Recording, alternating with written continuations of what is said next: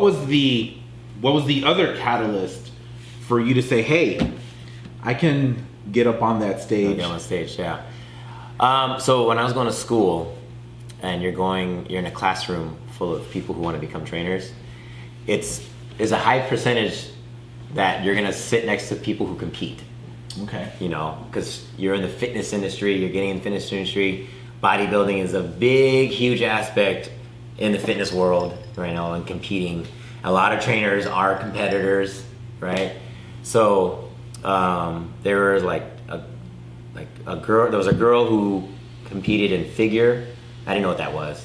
I've only seen, like, it's funny how bodybuilding came way later in life. I knew about it, and I would have like magazines like, damn, I want to look like Arnold, or I think at the time it was like, I want to say it was like, who were the bodybuilders in the 90s? Ronnie Coleman. Yeah. I knew who Ronnie Coleman was, and Jay Cutler. Lee Haney. Those were like, yeah, guys that looked like, yeah. I mean, I didn't know any of these names then. But so I got into bodybuilding. I was like 19. Yeah. I worked in a factory just outside of Chicago, and my buddy Gino, he was a big dude. He was like bigger than me, but he had muscles, and he would always have magazines, and during lunch we would look at him. He was like, "Look at this, this is Lee Haney," and I was like, "Holy cow, look at this guy!" Ridiculous, yeah. And then contrast someone like Lee Haney to like Sean Ray, who's a lot smaller, or Lee Labrada, who's even smaller than that, and we just got into it, and we would have these conversations of, man, it would be super cool if one day we went to the Olympia, and I'm gonna deviate a little bit here from this conversation, more to talk a little bit more about the goals or things that you have envisioned that you want to do, but just your own head, it feels like it's a mountain away. It feels like there's just no way that you're going to be able to do this. My very small vision of the world when I was 18, 19, 20, as I was having these conversations with my buddy, it would be like, it would be so cool if we could go to the Olympia. It's like, but it's in Vegas. It's like, we could never get to Vegas. It's like we were working 60 hours a week, and the idea of going to Vegas to go to this show seemed absolutely impossible. And it's like, we would talk, we would talk about the Arnold Classic and about all these guys. And then, a few years later, I just thought, why can't I go? Like, there's no reason for me to can't go. It's a $100 plane ticket. Right. And then that started a almost 10-year run of going to every Olympia. That's crazy. And and just the reason that I like bodybuilding is the athletes they're accessible for the most part. Yeah. Like, and I think it's really cool that if you have influence, if you are a top level competitor, and of course you're gonna have people that follow you, kids that follow you. If it's possible for those kids or those young people to actually meet you and have a conversation with you, I mean, that's super cool. Yeah. And with bodybuilding, it lets you do that. Like, even if you do, one of the Emerald Cups that I went to, Phil Heath was the guest poser, and this was before he won. I was at that. Oh, did you? Okay. Yeah, I competed at that one. Phil Heath was the guest poser at Emerald Cup? Yeah. But this was before he won any of his Mr. Oh, okay. Okay, sorry. I don't think he would. Yeah, this was... He was a guest poser like 3 years ago. Oh, okay. Yeah, but go ahead. No, yeah, this was before he won. So we're talking 8 years ago. Oh, okay. You're talking about... I wasn't even competing. But Phil Heath was there. I'm like, hey, that's super cool. You can go see... And then Chris Cormier was there, and a bunch of other guys were there. So that's one of the reasons that I like it. Probably one of the coolest stories that I have is with Jay Cutler. I'm still a big Jay Cutler fan, but he's been to Washington State twice in the past few years, and I went to both of those appearances that he had at some supplement company. And then he had an appearance in Portland. I went to that, and he remembered me from like 2 here. Yeah. And then he was a guest poser for a small NPC show in just outside of Detroit, and I had a work trip in Detroit. Wow. Yeah. So I sort of did creative scheduling, and went to that, and he remembered me then. That's awesome. And then of course with all of the times that I've gone to Olympias, you know, and I would see him there. But probably the coolest thing was the last Olympia that I went to. He was at his booth, and there were hundreds of people in line. Right. I mean, the Olympia Expo is at the convention center in Vegas. So his line started, and he was at one end of the convention center. His line pretty much extended to the other end, just huge. Right. And we were walking by, me and my buddy were walking by, and I was like, Jay! I just yelled it. Yeah. And he turned and looked, and he looked up, and he's like, hey! And then he did one of these. That's cool. I'm like, no way. Yeah. I mean, I had like this little schoolgirl moment. Because Schoolgirl. there were hundreds and hundreds of people in line. And he comes over, and I go in, and Brian is the guy that is always, his name is Brian. I mean, I don't know him, but I just know his name. And then he's like, Brian, let him in. And, you know, they let me in. He gave me like 3 pictures, and we took the picture. Cool. And he's like, man. And I was like, dude, you can't. And I even said, I was like, these people are going to be pissed. I'm cutting. He's like, that's okay. I have to take care of the fans that follow me. Yeah. Just because he knows that I've seen him in 4 different states. Right. So I just think that, I mean, those are some of the things that I really like about bodybuilding, that you can do that. So yeah, I kind of went way off. It's okay. Went way off with that. Yeah. So what was your introduction to bodybuilding? Was it the trainers there? The trainers were there, and they were like in prep mode and competing. Right? So when they were going to school, they were like have their Tupperwares, you know, and they would talk about like, I would hear conversations about they're going to compete, right? And there's another guy who also started competing, and he was doing the men's physique category. And I'll get into that, but he's the one who actually got me to want to compete. But we would always partner up. Like, we got along, and we would always partner up on a lot of projects at school, you know, as far as being trainers. And he competed, you know, while going to school, and then he was showing us pictures, all the students, like his pictures at Emerald Cup. I was like, man, because all these guys like ripped up, and I was like, this is new, this category. Like, it's almost like a fitness model where you wear board shorts. Yeah, it was like a new thing. So I'm like, oh, okay. And these guys just look phenomenal on stage, like all of them, like lined up. And I was like, man, like I could. He's like, man, you could step on stage. I was like, so you were cut then? You were. I mean, I was in shape. Yeah. I mean, I don't know. I'm not gonna say I was like in stage ready shape, but I was more like, you have potential. He was like, you could get on stage too. You know, you have the size or whatever. And I guess I kind of laughed it off. I'm like, I don't think I could ever do a show. How much did you weigh? What's your weight at this time? I mean, I'm not a very heavy guy. So, I mean, I think when I was a trainer then, I was probably 155 pounds. I'm probably like 10 pounds heavier now. Oh, okay. From just competing over the years. So, you know, I'm not huge, you know, and I'm not on any drugs or anything like that.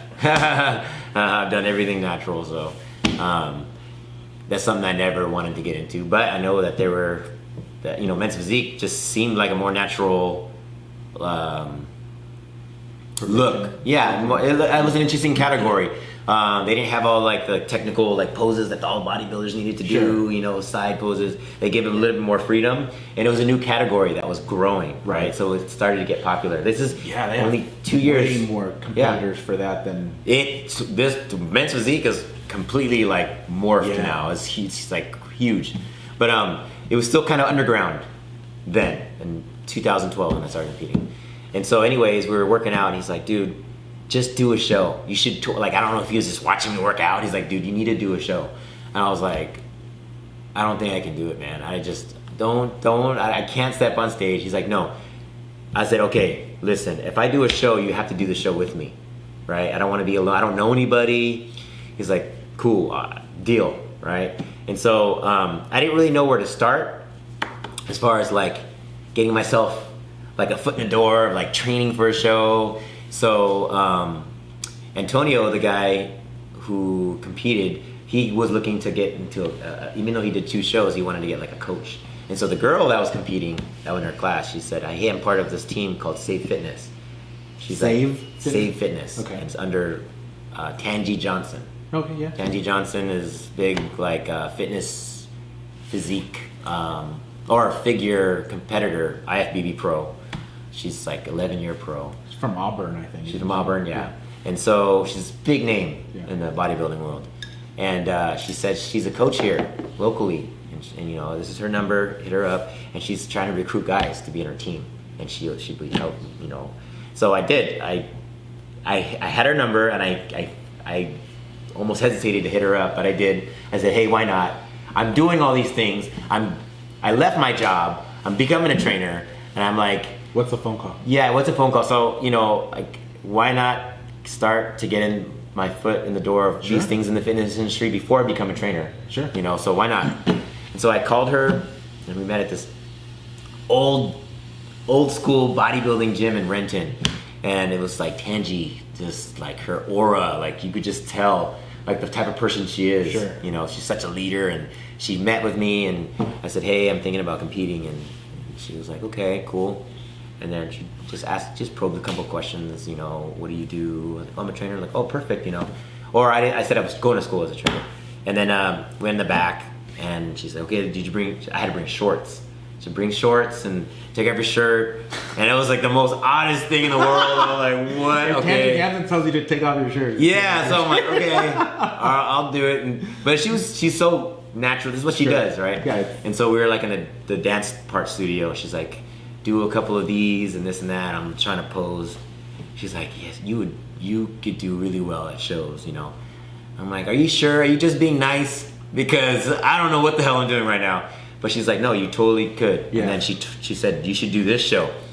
And it was like, I want to say like 2 months later. I was like, "That's in like in 2 months." Wow, that's 2 months. Yeah, I'm like, "Are you sure?" She's like, "You totally can." She's like, "This is," and she kind of gave me ideas of how to train. She's like, "I know you're not a stranger to how to lift weights and train like a bodybuilding style," because that's kind of what I already did for years and years. But I still didn't know what I was doing, and so she said, "You know, look, you know, I have nutrition packages I can give you." I couldn't afford it then, so I said, I'll just try to do my own nutrition.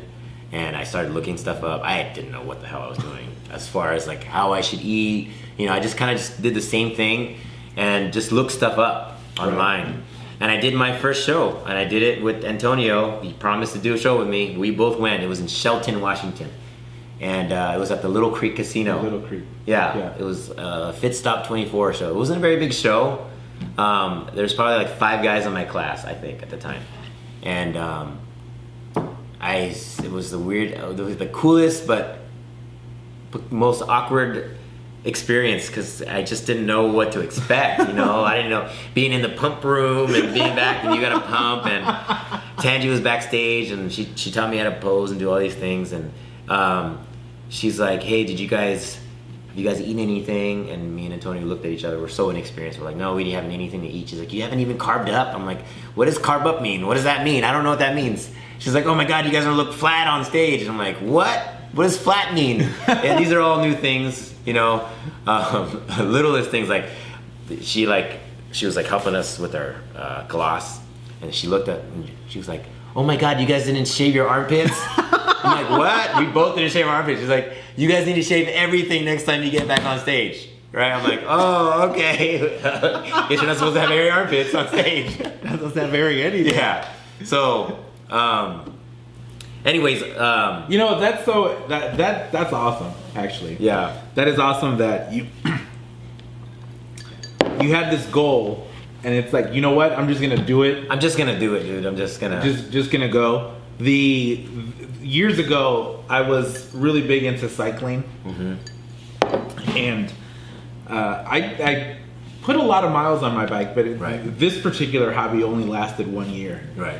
But I started just riding around my neighborhood, like quick little rides. Right. And then I joined the Cascade Bicycle Club. And the very first ride that they had was called the Summits of Bothell. Okay. And I thought I could do it. It's only 35 miles. And I had done 35 miles. I had done like 15, 20 miles, and it wasn't really that big of a deal. You know, I now know that I didn't go up any hills, and I didn't know what a summit was. So I thought, I'm gonna do it. I'm just gonna do this ride. Right. So I wore a long sleeve cotton shirt, thick. I had on cotton shorts, no bicycle shorts, and I had on a pair of Jordan training shoes that were the most flexible shoes that they were, pretty much running shoes. Right. And I didn't have clips on my bike. Obviously, I didn't have clips on my bike. So everything that I wore was the complete opposite of what you should wear if you're riding a bike. Right. It was the most painful. Took me 6 hours to do 35 miles. Damn. I don't know how long it would usually take average, but 2 hours. Okay, so I think the 2 hours was when everyone was done except me. Yeah. It took me 6 hours. I felt really good going up the first climb. Right. And that was it. But then the first climb was within 30 minutes of me starting. Right. So the second climb, I would say I climbed less than half of it, and then I walked up the rest. Right. Then I rode for a little bit more, and then I walked up every climb after that. It was so terribly painful. But when I was done, you did it. When I was done, I came rolling into the parking lot, and Lori, my wife, she was sitting on the grass reading a book in an empty parking lot. Like, they had already taken down all of the oh man. They had taken down, they had like booths set up. There was they all cleaned up already. It was all gone. And she looked, and I don't even think I had a cell phone. Yeah. And then she just looked up and she's like, I was getting worried, but I figured I would wait here a little bit longer. But it was a lot of pain. But I told her, you know what? There were so many times where I thought, I'm just gonna call you and come get me because I'm just done. But I thought, no, I can't do that. Yeah. Like, I can't call my wife and tell her to come get me because I couldn't finish my bike ride. Yeah, no, you did it. You finished it. You did it. You finished it, though.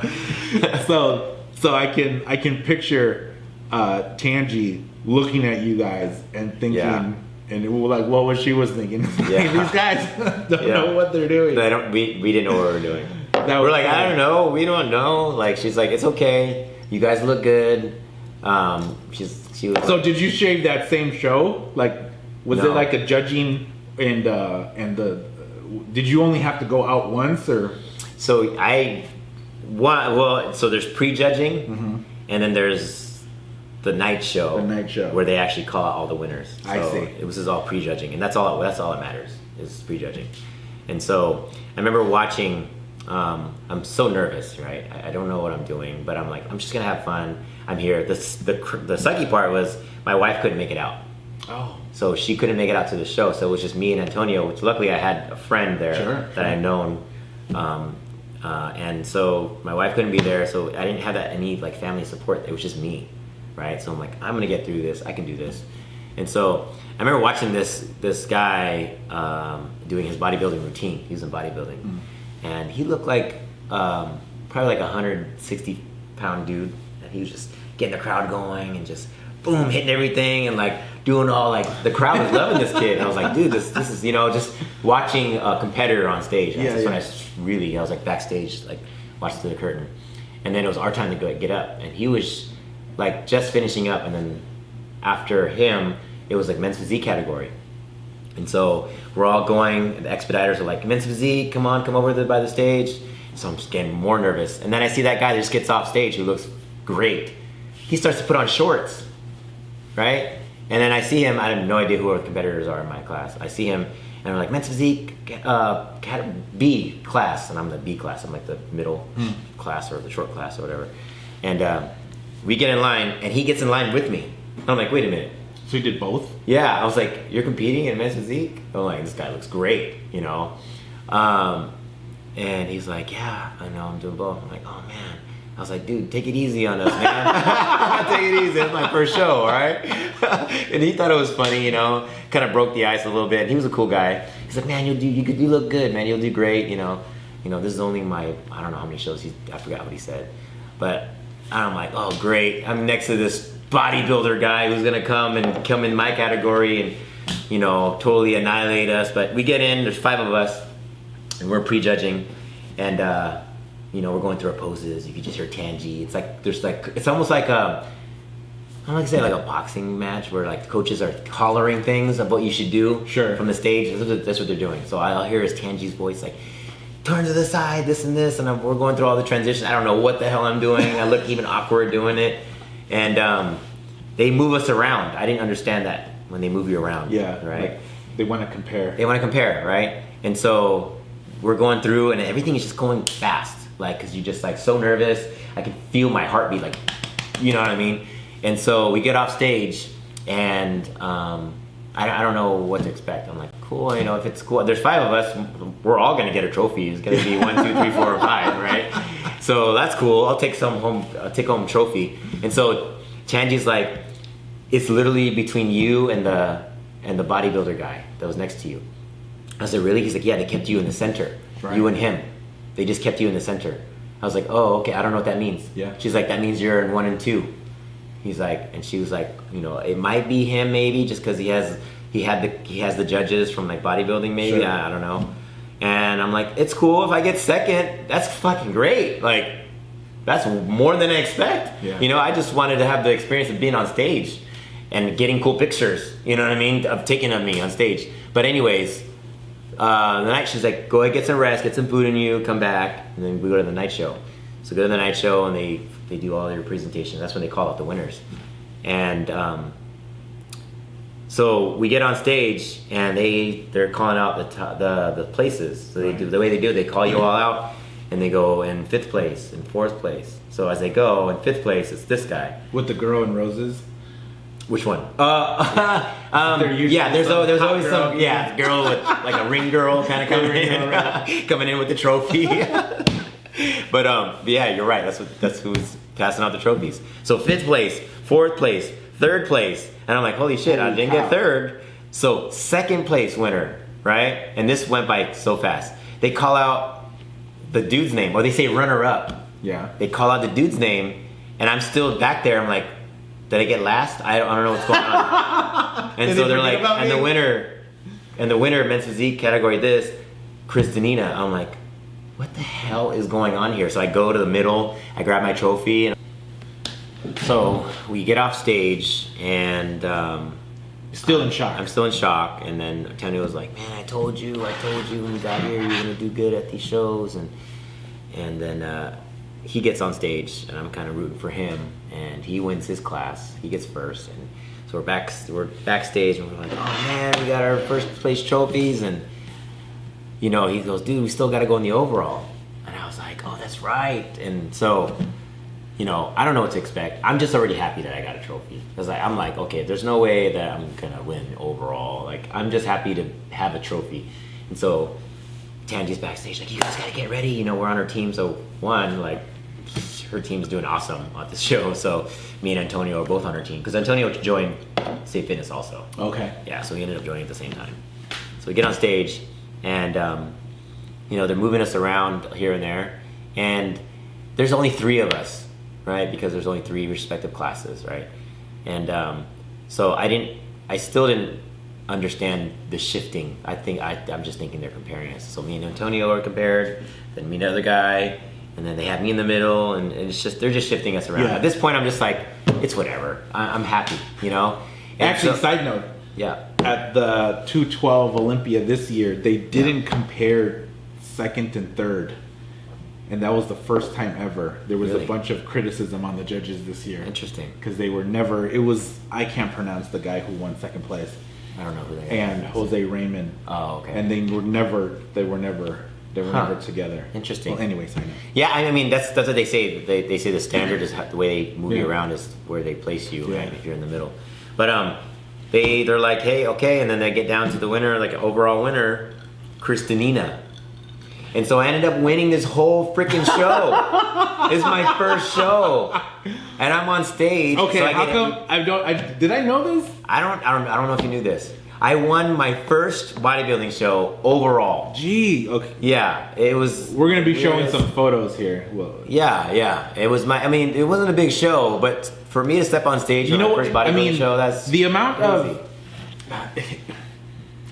of work. I mean, and I'm sure that you worked even harder at later shows. Yeah. But just your confidence, courage, brave. I mean, those are a lot of adjectives that I think of to be able to put yourself out there that way. And then you must have just gotten immediate validation that I was right, that this is what I should be doing. Yeah, I mean, you start to tell yourself, you start to trust yourself in the decisions you're making. Yeah. Right?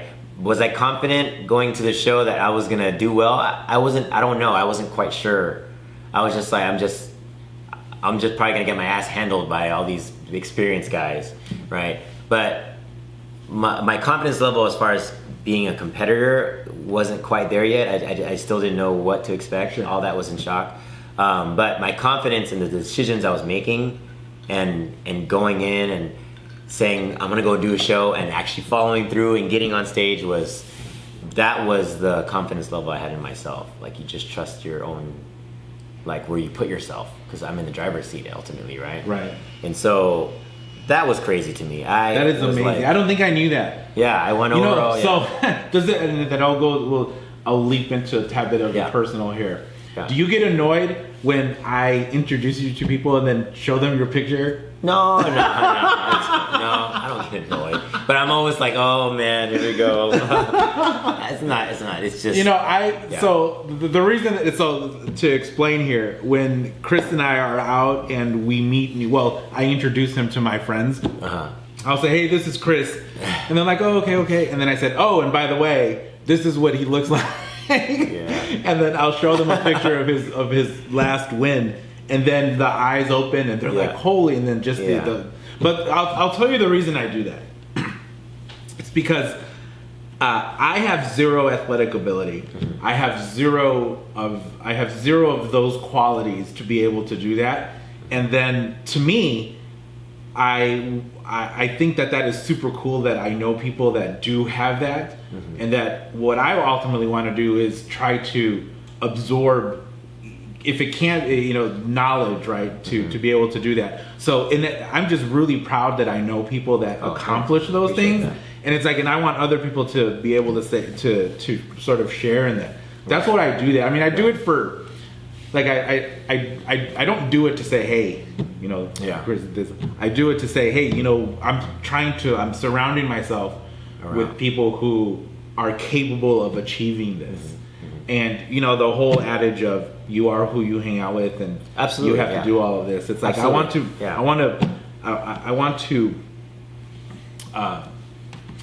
I am okay in bragging for my friends. Damn, man, in doing that, because it's like, hey, like I'm even though I don't do that, but it's like my social circle and the people that I hang out with, it's like they're capable of achieving super cool things. So that's why I do it. Anyway, side note. Well, I appreciate that. I mean, I'm not good at, like, the tension, so I'm like, well, thank you. So flip side, I have other friends that are more than proficient at getting attention. But so I probably don't do it as much on that side. But since I know that you're not you don't have that self-promotion default mentality, that's why.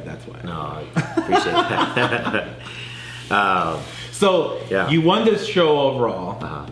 Hairy armpits and all. Hairy armpits, I won this show. I did.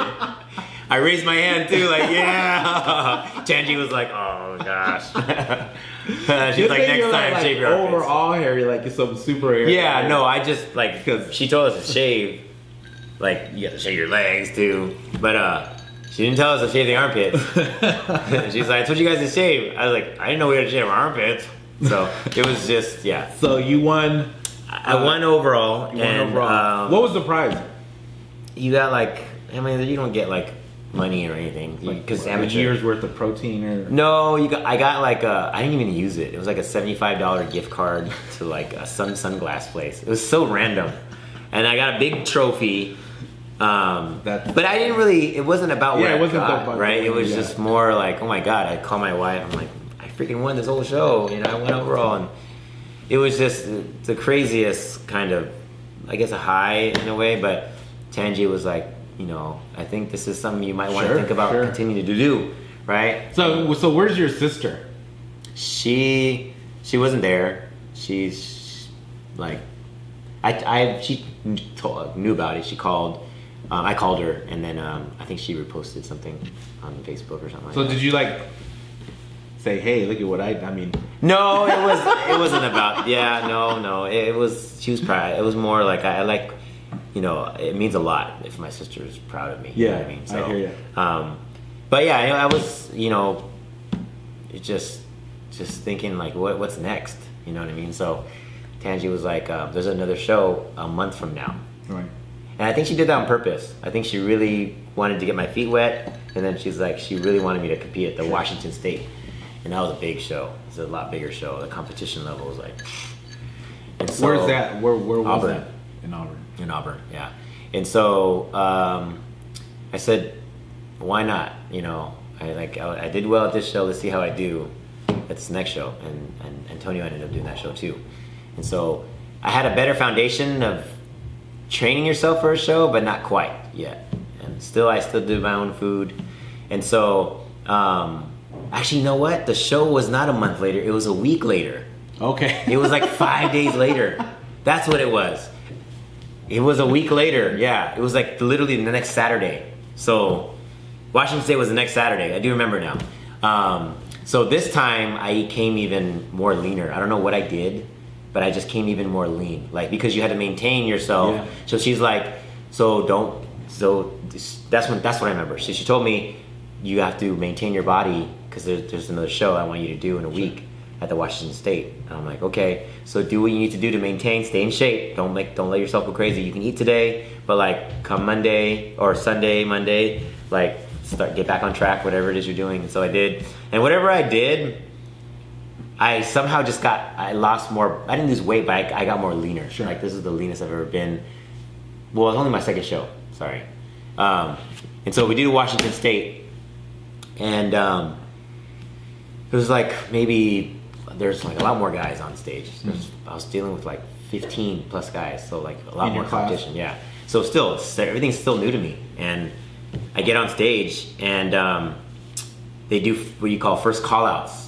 Right, because in my first show they didn't have that. They just had 5 guys get on. Guys. Yeah, so I didn't know what first callouts was, but she told me what first callouts was. She's like, if they call your name out of all the guys and they line you up, that's good. That's very good. So they let us out, and then they did first callouts, and they called my number and another guy's number. Like, there's 5. They call out 5 names. Boom, we get on the top 5. So I'm like, man, I made top 5. Top 5. That's good.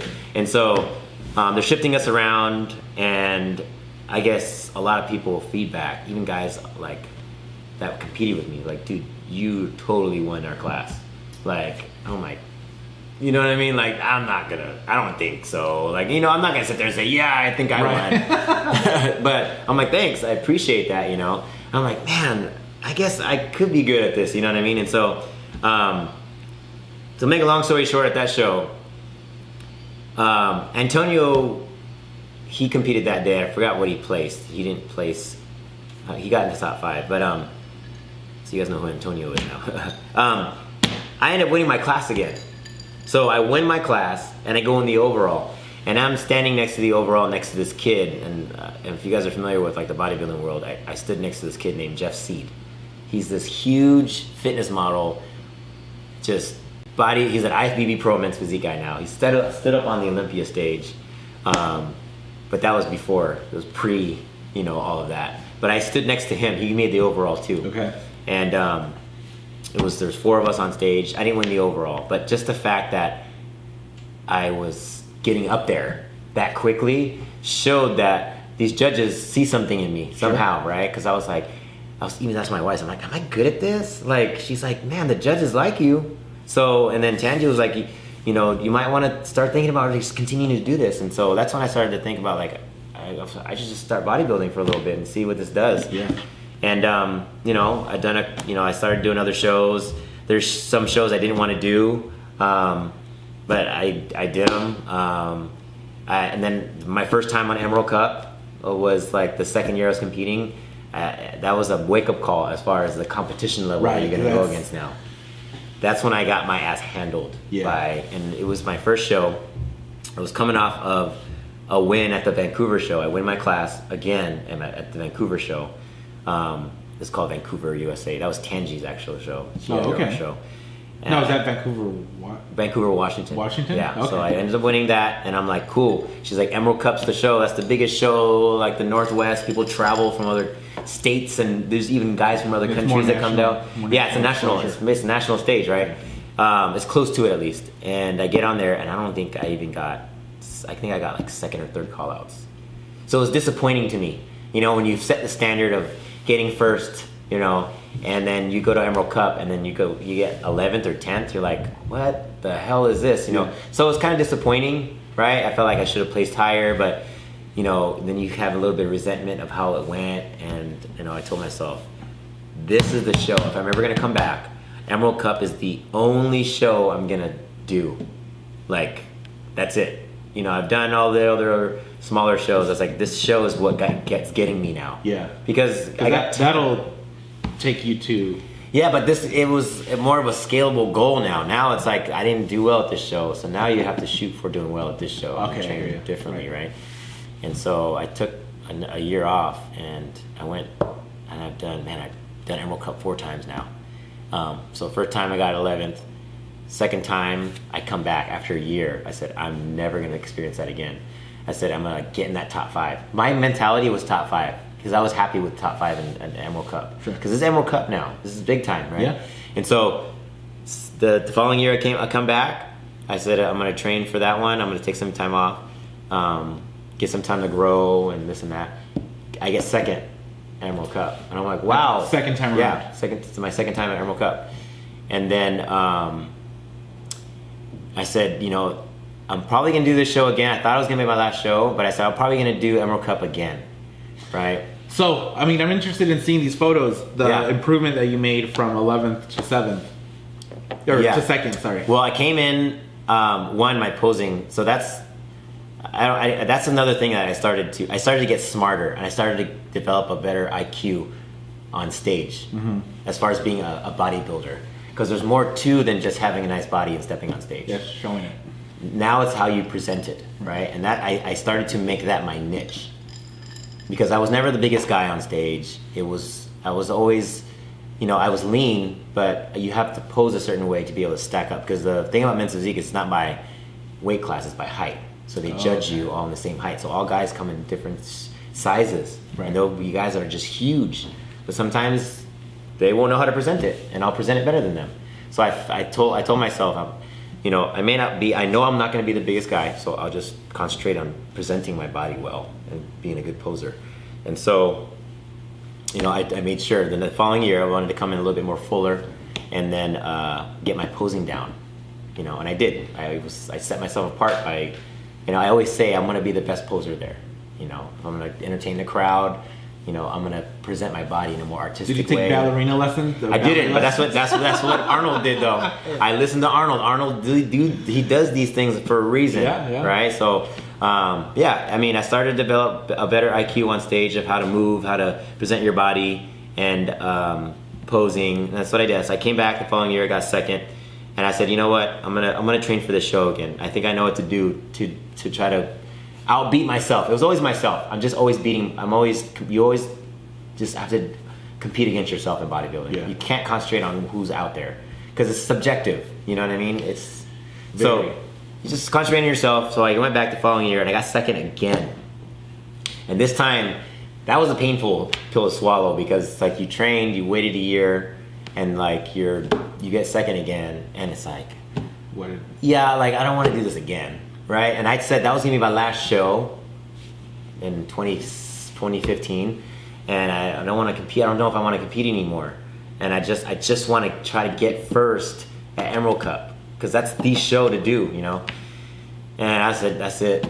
I know, I think I'm done. And the following year, I ended up coaching a guy because I'm a trainer at this time, you know, years down the road.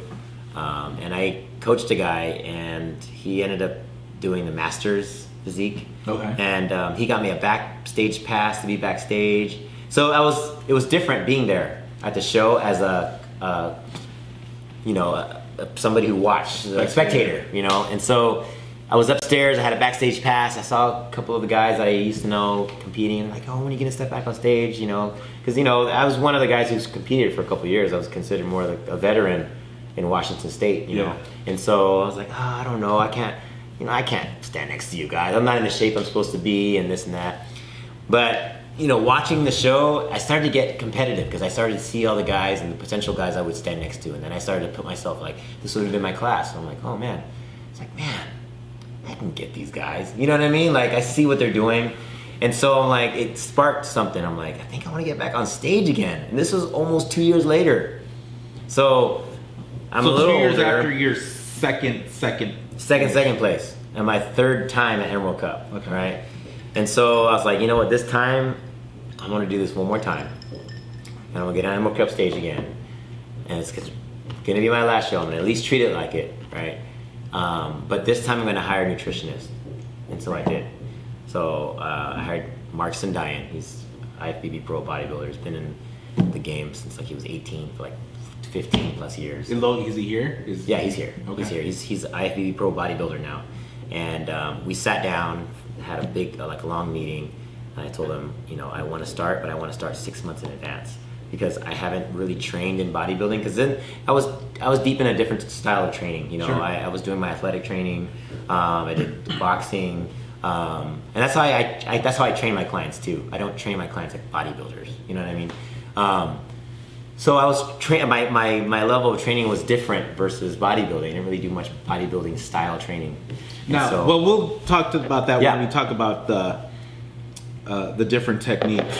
Yeah. But I mean, so for bodybuilding training, basically, are you talking about higher weight, lower rep, or like more of the basic?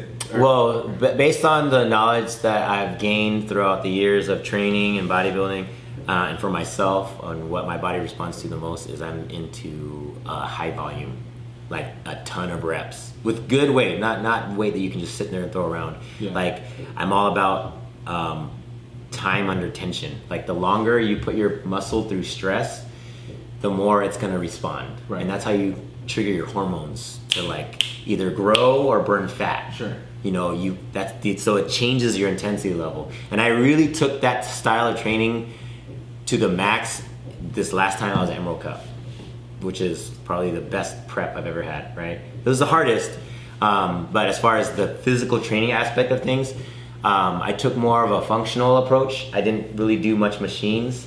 I didn't do much cable work. I didn't do a lot of the standard bodybuilding style workouts that a lot of bodybuilders do, where they're doing chest fly on the cables. There's nothing wrong with that. It has its place. But I still took my own philosophy into this training. Okay. So when you talk about bodybuilding training, are you talking about the heavyweight, low rep versus lighter weight and higher rep techniques? I'm more, it's like, I take more like the in-between approach. Like you want to pick up heavyweight, right? I never do 1 rep max. I'm not a 1 rep max guy. It's never been my style. I'm always Mike Munsinger. Yeah. You follow that guy? Mike Menser. Mike Menser. He was a dude back in the 70s that was big proponent on the 1 rep max. 1 rep max. It's never been, you know, I guess I never take myself to where, let me see if I can do this one time. I mean, there's times where I have, but it's never been part of my training, right? I'm big on picking up heavy weight, but doing as many reps as you can with this weight. Right. So that time under tension kind of philosophy, right? Because, you know, I'm always big on that burning feeling that you have in your muscles when you're pushing weight. Yeah. For you to have when that makes you vomit after a little bit. I mean, it's possible you can. I haven't vomited. Well, there have been times where I almost felt like it, just when I wasn't having that kind of day. Yeah. But yes, no, not vomiting, but that time under tension where you're that's so redundant, I keep saying that, but the more when you get that burning sensation of pushing weight, that's that lactic acid build. Yeah, so you want to keep your muscle in that as long as possible. All right. In different spurts, because that's when you're really going through and tearing your muscles to make the changes it needs to get on stage. I totally changed up my rep range. I did a ton of reps. And this is for your last show. Oh yeah, last show, right? Last show. I was taking these routes because one, I wanted to outwork myself from what I did before.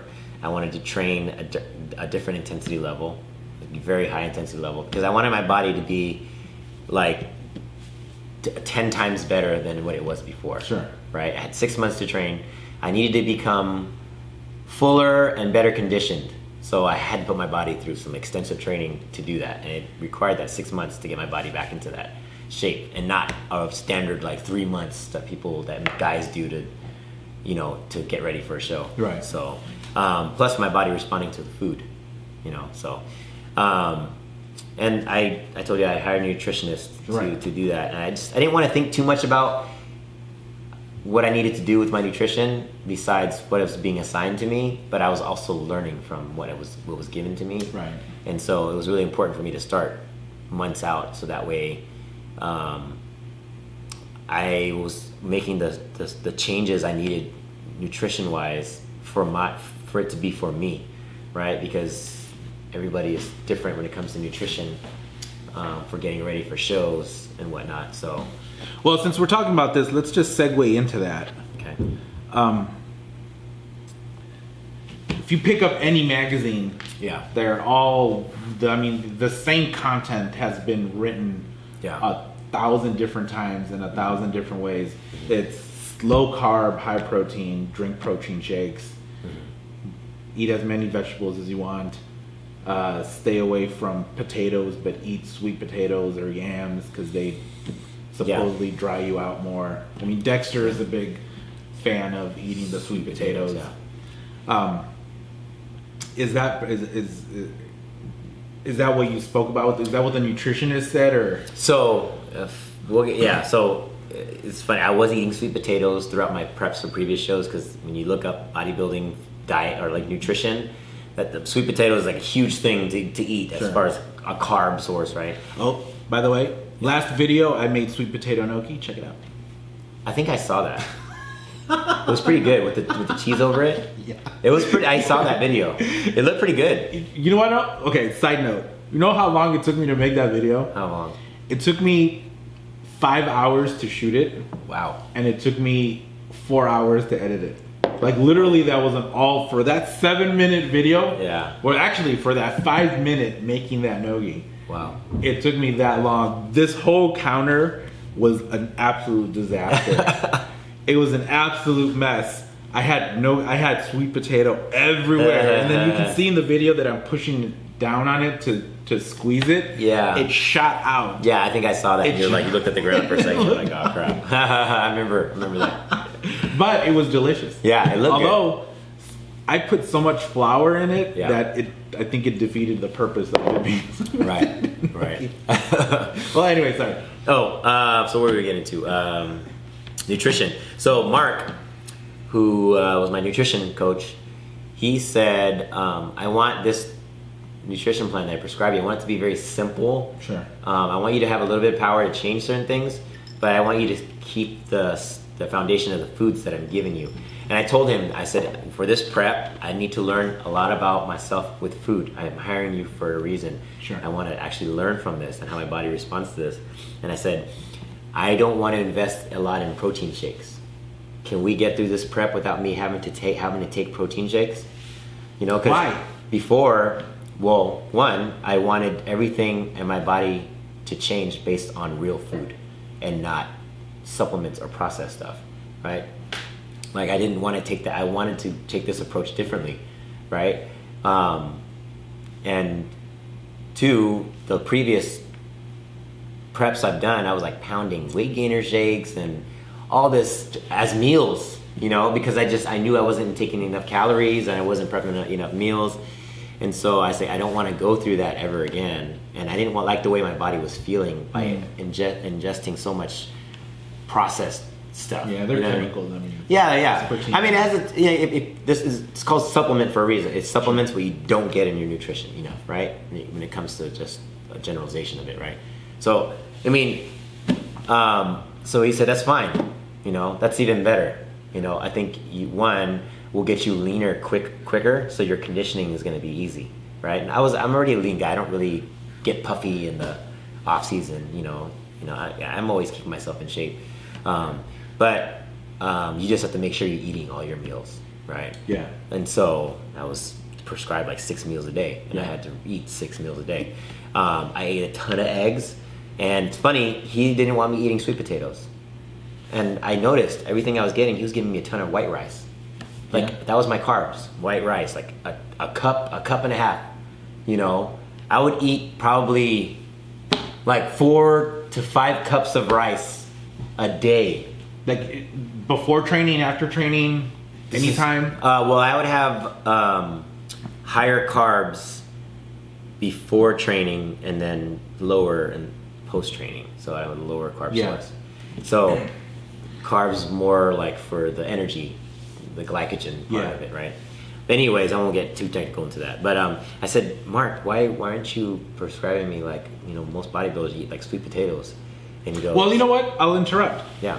You said it's technical there, but I think that's for those that are interested in actually understanding what carbs do to your body. Because I hear this all the time. I mean, go to the gym, they're pounding grapes. It's like, dude, you shouldn't be pounding grapes because you're not gonna train anytime soon. It's like those carbs that are high on the glycemic index. If you don't work, or if you hadn't worked out, it goes straight to fat. It boosts fat. insulin. Absolutely. And it's like there's and the reason I'm going into this is because what I'm hearing here is that you realize that you had taken that you were able to get yourself to a certain level, but then that you needed either an extra set of eyes or more information.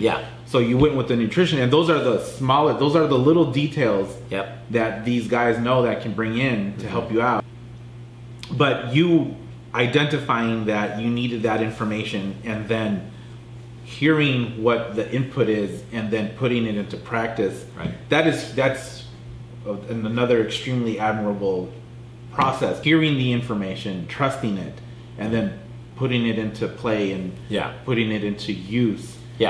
That's a huge gap right there. That a lot of people don't. I mean, I'll put myself out there in saying that I've read so many books. I've spoken, in gyms that I've gone to. I've talked to so many, even people who just have studied it, but not necessarily have put it into practice to compete. But they tell you all of these things. Don't eat grapes. Don't eat this. Don't eat that. Don't eat, eat casein protein before you go to bed because that's a slow release protein. Like eating all the. But then I'm like, okay, so you know what? I'm gonna go and have a tortilla before I go to sleep, which is like the worst thing that you can do. So I just wanted to, point that out that bringing on these people, it's an investment on your part. It was a major investment for me, knowledge-wise, just to gain some knowledge with. I learned more scientifically why you're eating the certain things you're eating, how much of this and why. But it's funny. He was like, I'm like, how come you don't have it eating sweet potatoes? And he was like, because you're Filipino. And I was like, oh, I see. So he's like, you're just gonna eat rice. I want this to be as easy as possible for you, so that way you won't have to feel like you're on a diet. I want you to eat rice because you can eat all this rice, as far as for your carbs. So he's like, there's no need for you to eat sweet potatoes. Do you even like sweet potatoes? I'm like, I don't mind it, but I don't mind rice. He's like, exactly, because you grew up off eating rice every day. So that's why he did that. I'm like, okay, I like that. So I got a lot of rice, If eating tortillas, you probably wouldn't tell me to eat tortillas though. Tortillas are maybe not in the list. Maybe it could. But you know, we took that approach. Yeah. But yeah, I mean, I obviously had to be on a higher carb because I needed to maintain mass. Yeah. I needed to stay full because your muscles are made up of glycogen, right? Yeah. Well, that's where knowing your body comes into play. That's why I did that, because you needed to know your body. And investing the time and energy to understand what that is. Mm-hmm. Like, well, I'm the opposite of that. Yeah. I'm a super fast gainer. Yeah. And if I sit on the couch for a week, and I'm not even saying eat crazy. Let's say I eat fast food once in a week. But if I don't move, I can easily gain 10 to 15 pounds in 1 week, just like that. Mm-hmm. But I mean, from eating just normal stuff, like let's say less than 3,000 calories a day, right. I can just gain it super fast. And then it takes me twice as long to lose it. Right. So I'm a hard, like ectomorphic, as I think is what is what it is what my Arnold Schwarzenegger Encyclopedia of Bodybuilding told me that I am. Yeah. Is it endo or mesomorph? I think you're meso. Yeah, right. Yeah, meso. It's the... I think I'm mecto. It's the fat dude who has some muscle versus the fat dude who has no muscle. I get it. And see, you've worked. You had your share of working out. And... Well, where I started from, back in when I was a teenager, is at a powerlifting gym. Right. So for the first few years of me doing anything, right, sports or training, right, it was that 1 rep max. Like all I cared about was that 1 rep max. Yeah. And I remember going to, it was a dungeon. Mm-hmm. It literally was a dungeon, but seeing these huge dudes. Yeah. And then slapping themselves in the face. And sniffing pneumonia. And then midway through their lift, their nose just explodes, or there's just blood all over the place. Man. Like, I mean, I never looked at them and said, "Hey, I want to do that." Yeah. But I just looked at them. I'm like, man, they're putting in the work. They're putting in the work to do that. Oh yeah. And I went there, but I've never come close to the work showing. Mainly because I self-sabotage. I do really well for a while. Yeah. And then life throws a small little wrench in the works, and then it all goes to crap. Yeah. So I mean, that is super cool that you keep focus, you keep discipline. Yeah. And you it's successful in it. Thank you. All right, so you're not eating sweet potatoes. You're training with you're working with Mark. Mark's not, Working with Mark. And you said it's a 5-month camp, I guess you could call it? It was 6 months. 6 months? Yeah. And there's some dramatic changes. I posted pictures of what I looked like before training, and then what I looked like 3 months in.